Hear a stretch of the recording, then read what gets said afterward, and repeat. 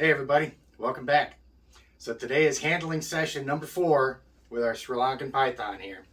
And for those of you that have been keeping up, you kind of know what to expect.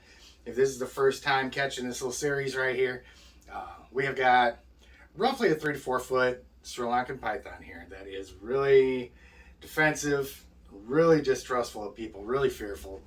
And we're documenting the entire process, every handling session, so that we can kind of show how we go about getting these guys socialized a little bit, making them so that they're not wanting to bite us constantly. And we've picked about the most challenging animal you can do that with. So you won't want to go anywhere. We'll be right back on Intrepid Exotics.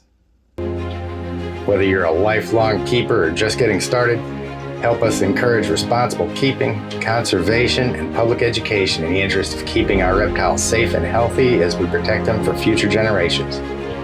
You're invited to spend time with us as we experience these awesome animals together on Intrepid Exotics. Like we said, we've got round 4 coming up today, and it's always fun getting ready to go into enclosure when you know you got a fight on your hands. But we've got to keep working with him. And you guys may have noticed, his head was right up here. We got the Aru green tree python here. This is another one that a lot of people think of as real edgy and really bitey. This particular animal right here has just been awesome. Never taken any pot shots at me. And I mean, he is really reactive to food, of course. But awesome snake right here.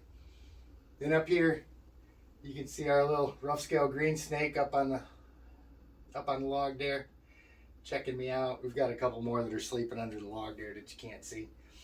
But our focus today is this guy.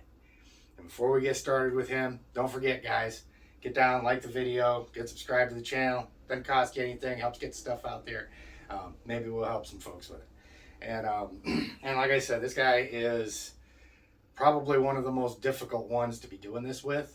And we try and stay optimistic, but we'll see how it goes. Now, I've tried to give him a little bit of a break. From the last video, I gave him 2 days, I think it was, didn't handle him, and then offered him food. He refused. He didn't just refuse, he attacked it. You'll see that a lot with really nervous, really defensive snakes. When you go in there to offer food, they'll just strike at it, you know, and they're just too afraid to eat. So I gave him a couple more days, actually put an additional hide in there to see if he would use that. That didn't do anything. I offered again, same thing, just those defensive strikes. And this is one of those things where you've got to make a judgment call. You know, do you leave the snake in there, leave him alone completely, and just hope for the best? Or do you work with them, take them out, and, you know, do your best to get them accustomed to handling and so forth. In the first couple videos that we've done, he kind of made little steps. Which is about what we would expect to see. Today, we'll see how it goes. He's had a couple days to sit in here and relax. We're going to go in. We're going to pull him out the same way we did before. Hopefully we can get him to chill a little bit more than he did last time. So we'll see. And with this guy right now, he's actually curled up underneath the paper. And again, I don't want to be fighting with this stuff. Get that out of there. And I'm going to take his water out as well, just so I don't have to fight with it. And let's see, that's sitting on top of the papers. We'll take that out. And the reason why I do this, why I'm taking stuff out of his enclosure, is because it's stressful enough on him, you know, going in and pulling him out and so forth. If he's got stuff that he can hang on to, that he can, you know, fly into or something like that, potentially hurt himself, it's so much easier if I don't have anything in the way and I could just go in and pull him out. So, get all that stuff out of there. And I don't know what I did with my little snake hook. I had to go get my next size up. Come on, buddy.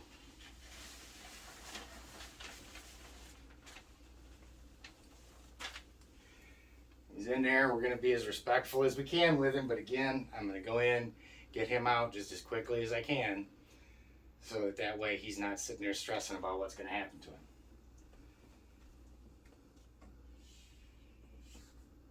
Come on, buddy.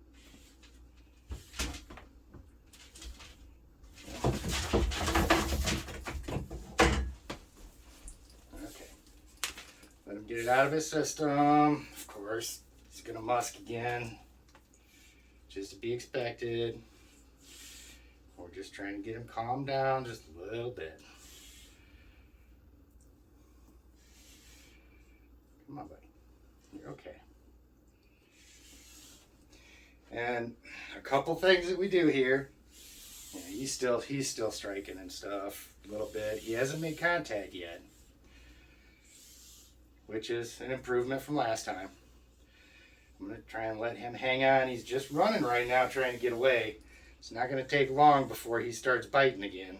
As soon as he realizes that he's not able to get away, I expect to take some teeth here any second now. But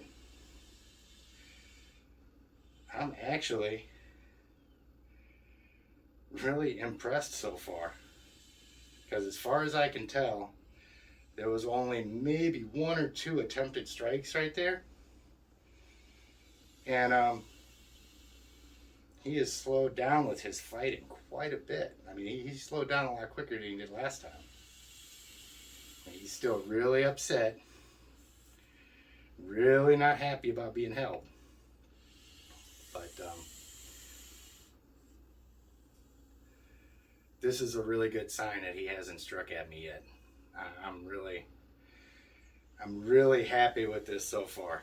I mean, for being the 4th time we've handled him, and considering that he was so aggressive towards his food, when I put that in there and didn't want anything to do with it, I'm just gonna let him sit here right now and kind of relax and see. Try and get over here. See, his tongue's not doing anything yet. Just those really small. You can kind of tell when they're scared, man. Their tongue will just barely come out of their mouth. Either that, or if they're really frightened, their tongue will come out maybe a 1/4 inch or something and just stay out there. Maybe vibrate. But you can tell a lot of what's on their mind by what their tongue's doing. Like we say, when we're talking about the retics, you look for them really slow, deliberate movements and really long tongue flicks. Then you can kind of see where they're exploring and so forth, and you're thinking, this guy's definitely not there yet. But a really good sign is that he's staying still for a minute, and he didn't fight as long, and he actually hasn't bit me yet. So, not for lack of trying. He did try that 1 or 2 times when he was flailing around there. But if you remember in the last video when he did that, he was a really slow, deliberate bite. I think he might be learning that biting is just not going to help him a whole lot. And so I'm going to let him sit here and just kind of soak in what's going on for a minute. Try not to move him around too much. Just kind of let him chill. Kind of see what he does.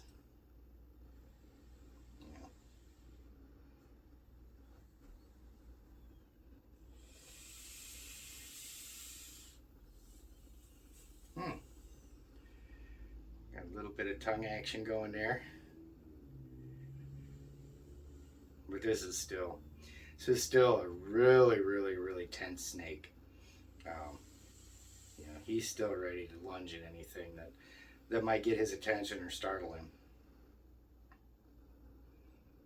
But I've gotten, I try and respond to the feedback that we get in those other 3 videos that we've gotten so far, and most of it's been pretty positive. A lot of people are saying that it's been helpful, and it's kind of helped them not be quite so afraid of, you know, their smaller snakes striking at them or something for whatever reason. And I have gotten one comment where somebody was really intent on the fact that we're forcing this interaction and we're just stressing the snake out for no reason and it's inhumane and whatnot, or however it was phrased. I don't know, it was a pretty long message. But I mean, the fact of the matter is, like I said, the only way these guys are going to learn to trust us is if we let them know that they can trust us. And by leaving them sit in the enclosure like that and not touching them, I mean, just because you're afraid of them, that doesn't do anything at all to build a relationship. It doesn't do anything at all to calm the snakes down.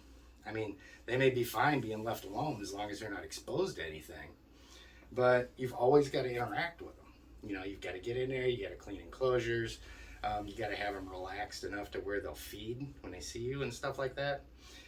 And by just ignoring them and leaving them in a box, there's no quality of life whatsoever.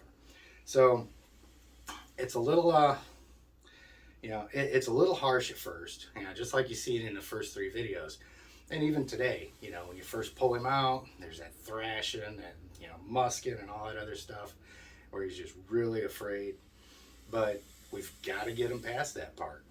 We've got to get him beyond that, and let them know that when they get handled, they're not going to get hurt. And like I said, I've given him a little bit of time to, you know, just relax and not have to interact with me. The feeding didn't go well yet, but, you know, I've got every confidence that we'll get him. You know, and this is another thing too that, you know, people are like, oh man, my snake refused, he didn't want to eat for me. Well, you know, these animals they've evolved to be able to go pretty long time without food. Now, it's not to say that you don't feed them properly or there isn't a point where, you know, you really need to be concerned about it. But if you know what the problem is, and in this case, I know that he's just too stressed out to eat. And that's why he refused. He was afraid of the prey item, just like he's afraid of everything else. So it just takes time. You know, if they refuse, you know, I try to offer it, you know, I wiggle them around and stuff like that. The prey's always warm, so they can always pick up on that. But, you know, if they refuse, I'll drop it, leave it in there for a couple hours. And if they still don't take it after I've left them alone with it, just dispose of the prey item and let them relax a little bit. So this is all part of the process as well of getting these guys to eat. Because if they're too scared and if they're too stressed out to eat, if you can get them to relax with you a little bit and not be quite so afraid of you, then they'll calm down. They'll calm down even more once they go back into the enclosure. And it'll go a long ways towards helping to get them eating properly and stuff like that. So, and I'm not too terribly worried about this snake. You know, as you can see, this is a really healthy animal. For a small snake, he's got a lot of girth on him and really healthy. So he is by no means starving. He's a really healthy animal. So if he's, you know, if it takes him a little while to start eating and stuff like that, then we'll just work with him, you know, as best we can, get him calmed down. But, I mean, as you can see, he's done really well. And I think what I'm going to do right now is, he's calm, and I don't know necessarily that I want to start working with him. I think what I want to do is do my best to leave on this note right here, because he's still stressed, he's still a little upset, but the fight is over. He's hung out with me for a while, he's had a little bit of time to think about it, and again, this is one of those threads, just another little thread that hopefully eventually will turn into a really big rope where this animal trusts me, and, you know, all these little experiences like this will add up. So he's done well.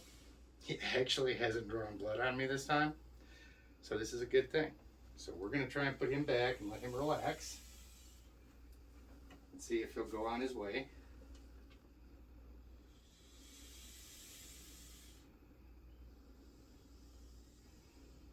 I'm going to try and make this his decision. He's probably still,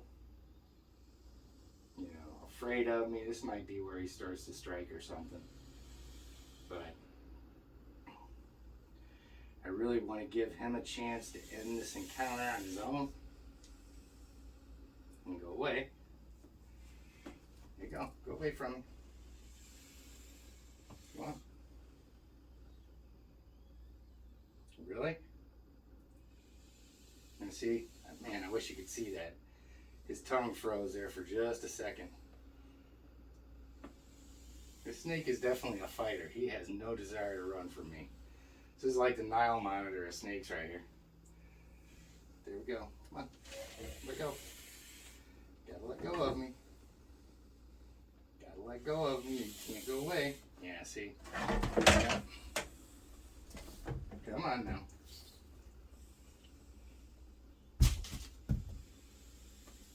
As soon as I started messing with his tail, there he goes. I'm going to try and let him calm down a little bit more again. Oh, there we go.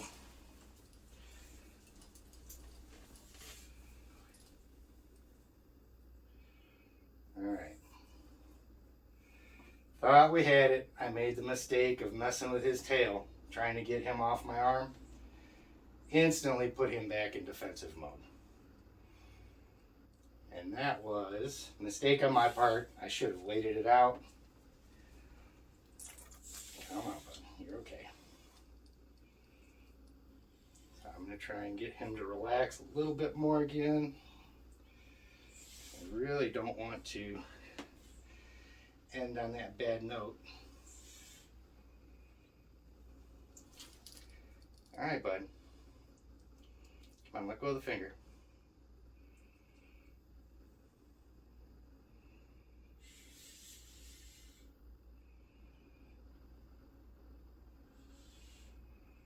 Does kind of smart a little bit on the fingers.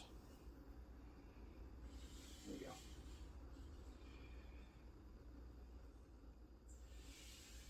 Come on.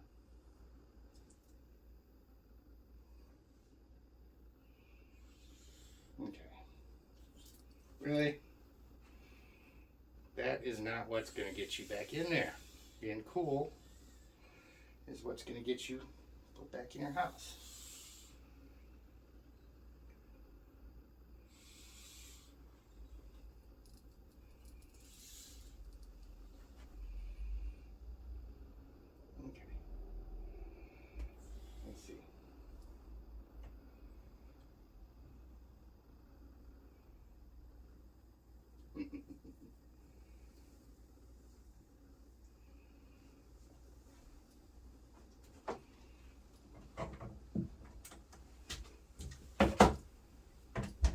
Come on, bud.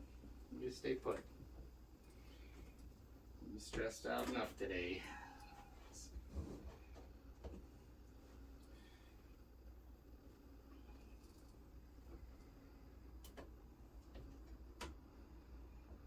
if we can get this water bowl in there. That's all it is. Just a water bowl. Easy. Easy, bud. There we go.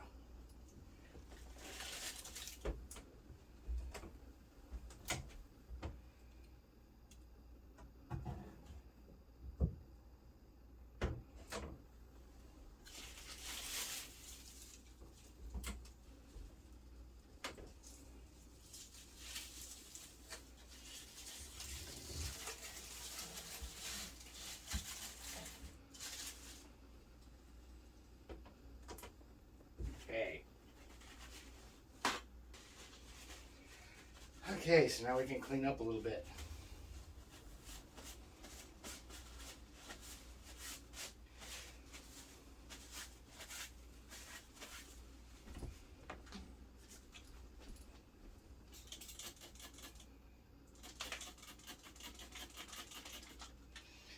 And this Listerine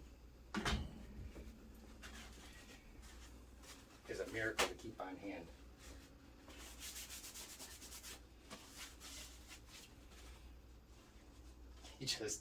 would not let go of that finger, man. But anyway, so that was number 4. And like I said, we were so close. Like I said, when I was putting him back in there, he was almost ready to go in completely on his own. And I just get into the habit so much of, if I'm putting a snake back in the enclosure, just getting its tail and putting it back in there. But those are my snakes that aren't terrified. Now, this guy, as soon as I touched his tail, it was back on. Because, that predator-prey thing kicked back in. And led to us fighting again. But it is a really good sign that first going out and getting him out and so forth, he was chill for a while. And I think this might be a little bit more progress, even though he got a little bit stressed out there at the end. So we're going to try this again. I think I might actually start working with him every day. So I may go ahead and get him set up to where I can go in every day and do really short episodes. I'd really like to get to the point where, I get him out like that and can get him back into the enclosure without a bite. Like I said, one little mistake right there and sent him right back into bite mode. So it's really touchy. You just got to be really patient, make sure we're doing the right thing. And we've got to acknowledge when we make mistakes and do the wrong thing and understand that, maybe that thread that I had built right there, as soon as I hit his tail and he turned around and started fighting, maybe it severed that thread and we've got to go back and pick up where we left off the next time. So, what are you doing? Yep. And he's back in there behind his foliage resting. So, we're going to do this again probably tomorrow night or so. I'm going to go ahead and get this video out today. And at the very least, I should have our 5th handling session out in the next couple days. So, you guys have an outstanding day. And we'll see you next time on Intrepid Exotics.